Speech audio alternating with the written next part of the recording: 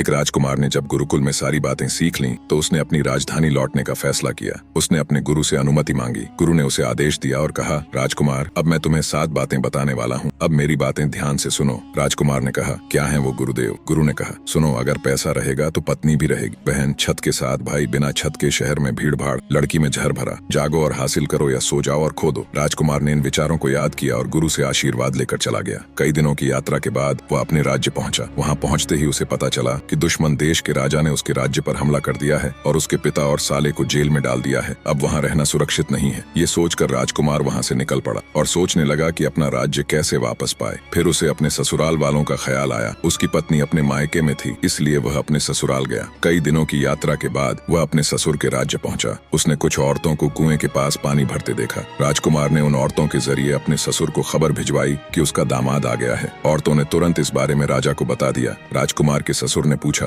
दामाद, वो किस हाल में आया है? औरतों ने वही बताया जो उन्होंने राजकुमार को देखा था। यह सुनकर ससुर ने तुरंत अपने नौकर के जरिए राजकुमार को खबर भिजवाई, तुम हमें इस तरह शर्मिंदा करने क्यों आए हो? अगर तुम मेरी बेटी लेने आए थे तो कुछ अच्छे सामान और चीजें लेकर आते। तुम्हें देखकर सब हमारी हंसी उड़ाएंगे। ससुर के ये शब्द सुनकर राजकुमार बहुत उदास हो गया और वहां से चला गया। अगर पैसे रहेंगे तो पत्नी भी रहेगी। राजकुमार को तुरंत गुरुजी की ये बात याद आ गई। उसने सोचना शुरू किया कि गुरुजी ने सही कहा था। ये सोचते हुए वो आगे बढ़ा। निराश होकर वो चलते चलते तभी अपनी बहन के राज का रास्ता देखता है। उसने अपनी बहन के महल जाने का सोचा। बहन के राज के सीमा पर एक मंदिर था। वहां से पुजारी ने राजकुमार को अपनी बहन के पास आने की सूचना भेजी। पुजारी ने यह संदेश उसकी बहन को दिया। राजकुमार की बहन ने पुजारी से पूछा, मेरे भाई का क्या हाल है और वो किस हालत में आया है? पुजारी ने कहा, उसकी हालत बहुत खराब है। उसके पास अच्छे कपड़े नहीं है, ना कोई सामान है, ना ही कोई नौकर। यह सुनकर बहन ने कहा, उसे बताओ कि अगर उसे आना था तो कुछ सामान और चीजें साथ लेकर आता। उसे कुछ नौकर चाकर के साथ गर्व से आना चाहिए था। तुम्हें ऐसे देखकर मेरे ससुराल वाले तो सिर्फ मेरा मजाक उड़ाएंगे। पुजारी ने यह सब राजकुमार को बता दिया। ये सुनकर राजकुमार बहुत उदास हो गया। उसे अपने गुरु की बात याद आई। निराश होकर वह अपनी राह पर चल पड़ा। वह सोचने लगा कि धन की कमी के कारण उसकी बहन भी उसके साथ नहीं रहना चाहती। 2-3 दिन की यात्रा के बाद वह अपनी नानी के घर पहुंचा। उसके नाना के पास कोई बेटा नहीं था, इसलिए उन्होंने राजकुमार के छोटे भाई को बचपन में गोद ले लिया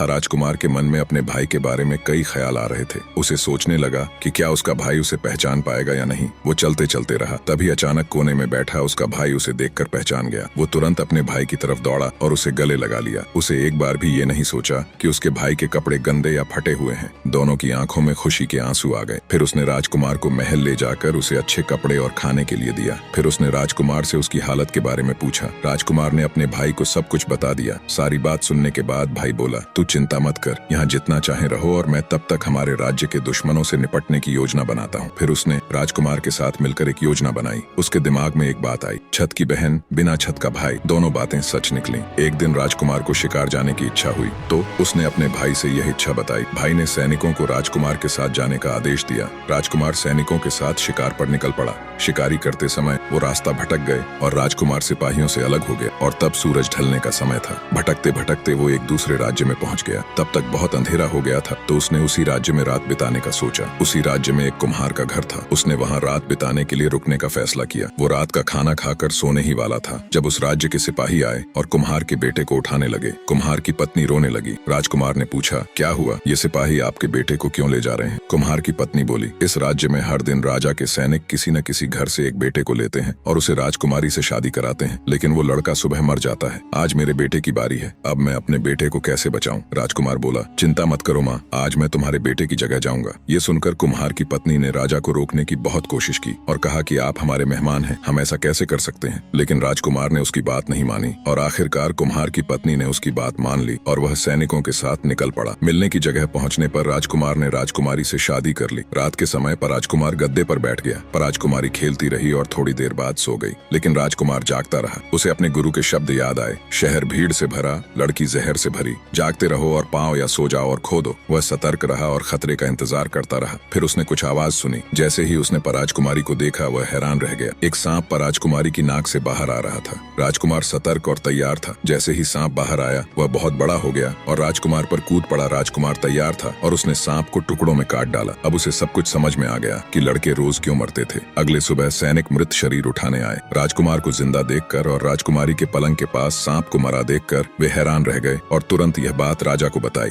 राजा की खुशी का कोई ठिकाना नहीं रहा जब उसने ये खबर सुनी। कुछ समय ससुराल में रहने के बाद राजकुमार राजकुमार अपने भाई के राज्य में लौट आया और उसे अपनी सारी बातें बताईं। कुछ दिनों बाद उन्होंने अपनी दोनों सेनाओं को लेकर हमला किया और अपना राज्य और उसके परिवार के सदस्यों को बंदीगिरी से आजाद करा दिया। उसने अपने जीवन के बाकी हिस्से में राजकुमार के गुरु द्वारा बताई गई 7 शिक्षाओं को कभी नहीं भुलाया।